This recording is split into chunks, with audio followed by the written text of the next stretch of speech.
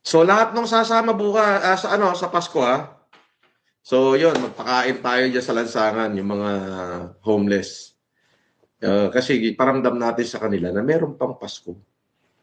Malay mo, isa ka na sa mga pinili ni Lord para, alam mo yun, para gampanan kung ano yung diwa ng Pasko. Di ba? No. Hindi lahat ng tao binibigyan ng pagkakataon. Yung iba, sobrang yaman na eh. Hindi pa siya binibigyan ng pagkakataon na gawin yung mga bagay na gusto niya. Katulad na lang yung makatulong tayo doon sa mga pulubi na experience all by ourselves. The experience of giving. Yes, when you experience it, there is a spirit in giving. Yeah. Di ba? Maging loko-loko man tayo, kahit papano, di ba?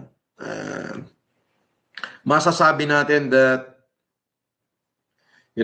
the kingdom of God is in the heart of men. O, di ba? Not just 1, 10, or 100 men, but in all men, in all of you.